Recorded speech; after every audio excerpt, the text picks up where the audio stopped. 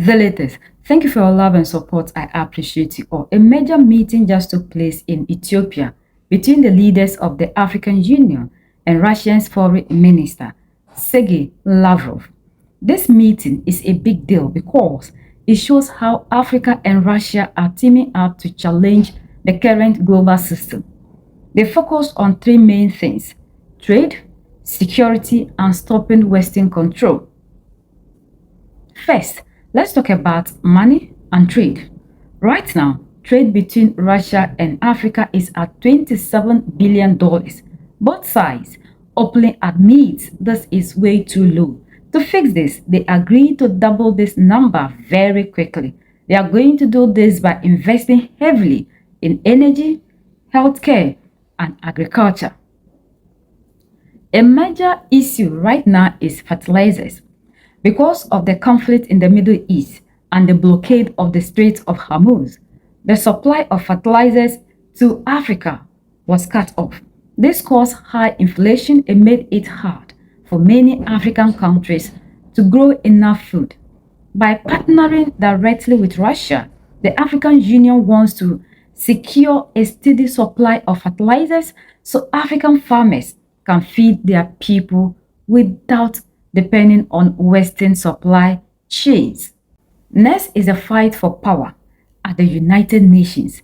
For a very long time, African countries have been left out of UN Security Council, where the biggest global decisions are made.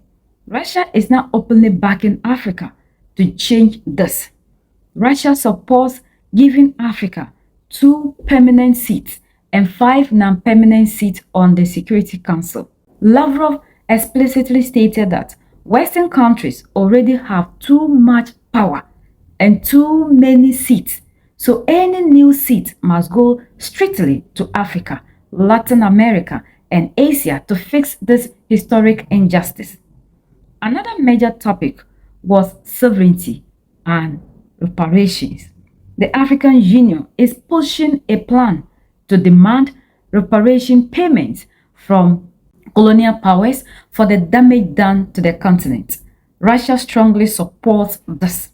Both sides stated that true independence is impossible if Africa does not control its own finance, technology, and energy. They want to stop the modern practice where Western powers take Africans' rich minerals but leave the continent with almost no profit. For the two permanent seats at the Security Council and five non-permanent seats for Africa at the UN Security Council. We also discussed matters related to the international geopolitical situation. In particular, we talked about the war in Ukraine and the war between Iran on the one side and Israel and the United States on the other side. I also underscored that the blockade of the Strait of Hormuz has disrupted the supply chain for fuel. Also, I would like to emphasize that blockade of the Strait of Hormuz stops the supply of fertilizers to our entire continent, and it also served as the reason for inflation, and it exacerbated the vulnerability of some of the countries of the African Union.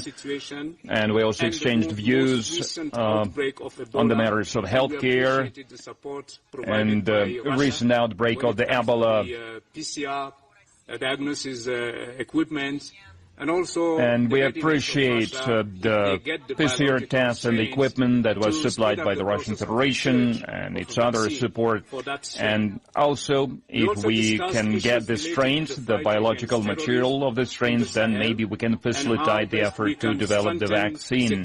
And we also discussed counterterrorism efforts in the Sahara-Sahel region, and we discussed how we can strengthen our cooperation in this field. This cooperation between Russia and Africa will continue to develop, will continue to grow in the future, and also we believe that we need to focus on investment. We will be preparing the third edition of the Africa-Russia Summit in October. Once again, Your Excellency, I welcome you to the African Union headquarters and thank you for your visit. Back to you. Уважаемые представители средств массовой информации, сегодня здесь, в штаб-квартире Media Африканского representative, союза, today состоялась here at the African Union headquarters, we held a substantive meeting, very interesting talks with my longtime friend, with the chairperson of the African Union Commission, His Excellency Mr. Mahmoud Yusuf, and I'm grateful to him for the traditional hospitality and for organizing this meeting. The meeting was held at the trust-based, friendly atmosphere, and we discussed the current state of affairs and prospects of the relations between our country, the Russian Federation, and the African Union and its member states, including our cooperation in terms of regional and international dossiers. We agreed to make the consultations an annual thing, because that's the architecture of cooperation between Russia and the African Union that we are developing now, or rather, the architecture exists, but we need to improve it. We need to add departmental dialogues in all the areas of our cooperation, of our humanitarian cooperation as well, and that's what we are going to look into. We are both interested in expanding our multidimensional cooperation, the cooperation between Russia and the African Union. As I've mentioned, we are both interested in developing cooperation in security, in trade, in education, in industry, and healthcare, something that His Excellency mentioned as well in his remarks. Also, humanitarian, cultural, sport context, and it is in this context that we discussed the possible launch of the departmental dialogues with the participation of various agencies and departments and organizations from both Russia and the African Union. As for the international part of our views, we share the concern of the African Union in conflict in the Great Lakes area, in African Horn, in Sudan, in South Sudan, in Libya, and we will continue to provide assistance to our African friends to help them settle these difficult situations in accordance with the principle African solutions to African problems, and the rest of the international community, those who sincerely want to help Africans to resolve their numerous crises. Mostly these are legacy of colonial era. They must help Africans to implement this principle, to implement African solutions to African problems.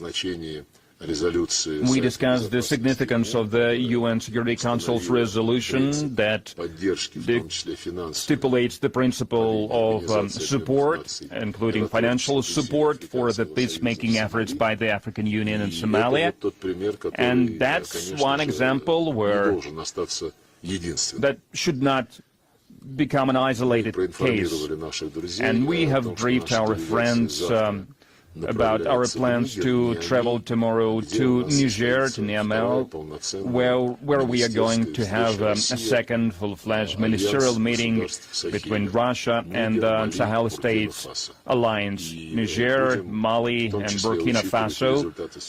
These are member states, and we will also take into consideration the outcomes of today's talks to promote the constructive agenda during the next day's talks, and we are going to develop closer context between the Sahel Alliance and the African Union as well.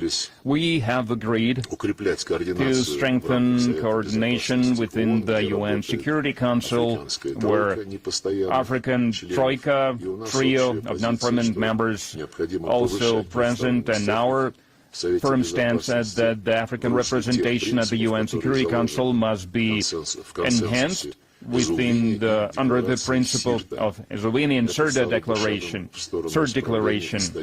because that would fix the historical injustice towards the African continent in the context of the reformation of the UN Security Council, and it must be implemented by providing additional seats to Africans, to the Latin American countries, to the Caribbean countries, and to the Asian countries of the Global South. No additional seats for our Western colleagues are needed because with things as they are overrepresented as it is. This year, the African Union extended for 10 more years the justice for Africans via the reparation payments. We support this initiative of our African friends, of our numerous African friends, in their effort to attain national sovereignty in various fields, first of all in finance, in developing technology, in energy. We stand for eradication of the neo-colonial practices of today, and we see it as an important step towards the creation of a fairer world order that is based on multipolarity. And it is not by accident that last December, General Assembly adopted a resolution in accordance with which December 13th is going to be marked as a day of the struggle against colonialism. It serves as a good foundation to not only to start some general discussions, but also to start some practical effort to overcome the remnants of the exploitation of the African countries, because they have rich mineral resources, but they receive a minimum of the added value that the West is getting from their mineral resources. We are satisfied with the outcomes of the talks, and I would like to mention that we exchanged views on the situation in the Strait of Hormuz, in the Persian Gulf. In general, we discussed the situation in the Palestinian territories, where some concerning trends are accumulated because the two-state concept is being buried. They do not want to allow to establish the Palestinian state in violation of the UN resolution. As for the Strait of Hormuz, there are talks in this regard. We welcome these talks, and we hope that these negotiations will help bring the situation with safe navigation, with the freedom of navigation via the Strait of Hormuz back to status quo, back to the state in which it was before the U.S. and Israel launched an aggression against the Islamic Republic of Iran. And in conclusion, I would like to once again express my gratitude to our African counterparts, to His Excellency personally, for their balanced position in regards of the Ukrainian crisis in and around Ukraine, in the UN organization, the representatives of the African countries, of the African Union, of the African Union Commission. They show understanding for what is happening there, and they show readiness to try to understand the gist of this conflict and not to see everything solely by the prism of the Western propaganda. So we are happy with the talks. We will continue to maintain constructive dialogue, and we look forward to seeing His Excellency in Moscow late October to attend the third Russia-Africa Summit. And next year, I hope, we will hold consultations in Moscow, the ones that we held today here, and we will be happy to see you there as well. Thank you.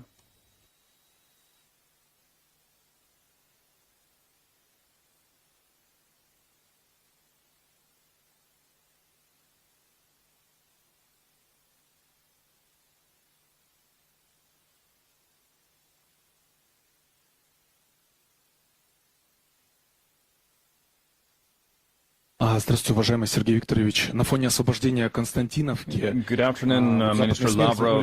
Against the backdrop of Konstantinovka liberation, in the Western media they are trying to present the successes, the accomplishment of the Russian army as some fake news, and considering that African partners, they are also reading this Western news, so maybe you raise this topic of some joint mechanism of the verification of data, or any attempts to work against these fake news to stop African countries fall victim to this fake Western narratives. Well, we discussed the situation in Ukraine, not in such detail as for your question. On the status of Konstantinovka, I think the best response is the invitation that was extended by our military to the Ukrainian side to come to Konstantinovka and to retrieve the bodies of the fallen Ukrainian troops.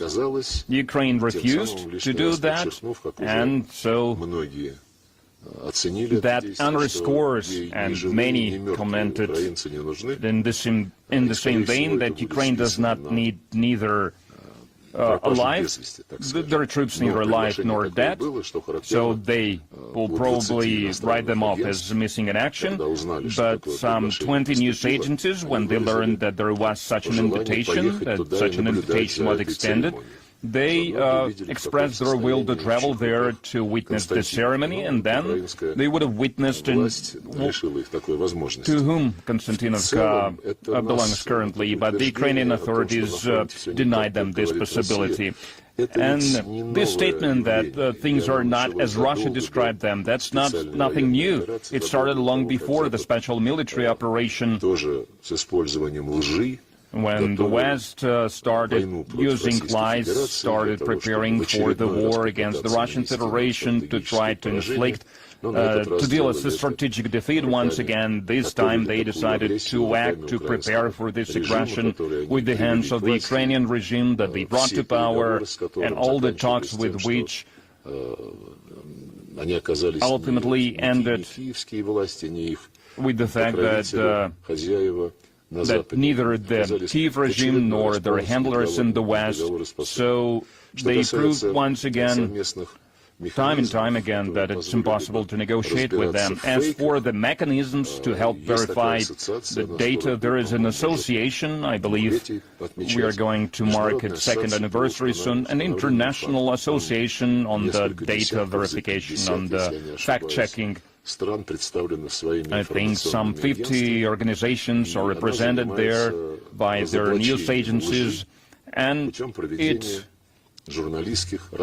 carries out journalist investigations, and there are a lot of matters, a lot of questions for the accusations hurled at us that we've been hearing for the last 20 years. So, for example, remember 2007, this poisoning of Litvinenko in London's hospital, and they believe that the information pertaining to this investigation must be closed because allegedly he was poisoned by the Russian special services. Then in 2018, the Skripal's case, and Russia was again accused in poisoning them. The Skripals are alive, but they are hidden somewhere, and no one is responding to our official request to help us establish contact with the Russian Federation citizens. His daughter also disappeared, and she is also Russian national.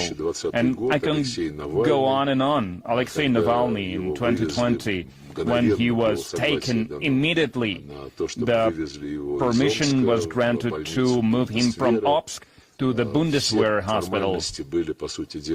All the details, all the formalities were skipped, were fast-tracked, and that was abused by those who traveled with Navalny to the German hospital. We have not received any test results, and they used these test results to declare that he was poisoned with this Novichok nerve agent. When we requested a chance to look at these test results, we were told, no, we are going to send it to the Organization on Banning the Chemical Weapons. So we approached them, and there we were told the Germans prohibited us from sharing it with you. Then there was Bucha in April 2022, when 3 days after the Russian troops were withdrawn from this Kiev suburb, and when there was mayor speaking in all the interviews saying that Bucha is free again, and then 3 days later BBC filming crew traveled there and they filmed dozens of dead bodies that were accurately placed along the main road with hands tied, and a lot of things that, well, looked odd considering the situation in that town. Of course, we were accused right away of this massacre, and then they introduced yet another package of sanctions because of that, and we still have not received an answer to a simple question. Please, published the names of those people who BBC showed during their trip to Bucha. I approached the UN Secretary General. He's not saying anything. We are not getting any answer to our official request to the High Commissioner on Human Rights. Unofficially, they are saying, well, you know, it is impossible because the relatives could be targeted. But why does it have to do anything with the relatives? Because any disaster, for example, a shell hit a school, and all the relatives, they want justice, they want to find the guilty party, they want to punish those who were guilty of this. And here we do not get anything from the relatives. The BBC never mentioned any relatives, it did not mention any names. And I think some kind of journalist investigation should be launched as well. I tried to provoke such an investigation when, during a press conference in New York, well, I believe for the three last times, for the three General Assemblies, when I held a press conference, so we talked to the journalists, to the UN journalists. I know most of them, so some 50 journalists attend these press conferences, and every time I tell them, my friends, sometimes you start your investigations on because of a minor events, of minor things. So now a lot of money were spent to investigate the cruise on the Russian tankers or foreign tankers that is moving Russian oil. I believe in Denmark they published something like this, so they did good, they did well, they learned a lot. But don't you want to learn the names, whose names were used to stage this huge provocation that was one of the reasons that undermined the signing, stopped the signing of the peace deal that was drafted by negotiators from the both sides. So I always try to address these international journalists at the UN, because Bucha was big buzzword at the UN, that in Russia, in Bucha, massacred dozens of civilians. Well, okay, you are professionals, you are professional journalists. Don't you want to ask these questions? Don't you want to send these questions to the Ukrainian authorities, to your counterparts at the BBC? Silence in response. They say nothing. So now I'm promoting this fact-checking data verification association. We will send the data on this association, how it functions, the examples of its work. I hope you will show some interest to this organization as well. If I say a few words about the question raised, let me reassure you that the African Union member countries have the capacity to form their own opinion about what's going on in the world on real time. I think nothing is now hidden. We make a difference between war propaganda and regular fake news circulated by mainstream media. And we also know that today the rise of social media, some of them who are not biased, give you the opportunity to have, first-hand, more reliable information to form your own opinion about the war in Ukraine, the war in Iran, the genocide in Gaza, etc., etc. So we have that capacity today to get those information firsthand, and the African countries are aware of what is going on in the world. And I just wanted to reassure you, we are very much, aware of that. Thank you. When it comes to security, Russia reaffirms its support for the principle of African solutions to African problems. They discuss the ongoing conflicts in Sudan, South Sudan, Libya, and the Horn of Africa. Unlike Western nations that demand political changes before helping, Russia is focusing on direct support. In fact, Russia is working closely with the Sahel states, AES, Mali, Niger, and Burkina Faso, providing military equipment and training to help them fight DT in the region. Finally, they talked about the media and propaganda. The West often use its news channels to spread narratives that favor its own interests. But the African Union leadership made it clear that Africa does not need the West to think for it. Thanks to independent social media, African leaders and citizens can see what is happening in the world in real time. So, we hope that our leaders will finally wake up so we can decide to take our own sovereignty into our own hands. Like we have seen that for all this while that we have known Russia, they don't come here lecturing us, telling us what they think is best for us to do. They always come respecting the sovereignty. And these are the things that the leaders in Mali, Niger, and Burkina Faso have been calling for unity, for the African sovereignty to be respected, whereby Africans decide their own fate. And like the rightful said, thanks to social media, the Africans can see what is actually happening. And we don't need people to tell our stories, because if we allow them to tell the stories, they will only tell the stories to glorify themselves. So the time has come for the African to start believing in him or herself. That is the only way we can ever defeat any narrative. We need to understand that before we can get to our destination, we should start believing in our own selves and to tell our own stories. Like they talk about the fertilizer issue. If African Union can put all the resources that we have here, we can manufacture these things or produce these fertilizers with natural things. Because we are seeing that Burkina Faso is doing that. We can train our farmers to even produce these things by themselves. But Russia is ready to help.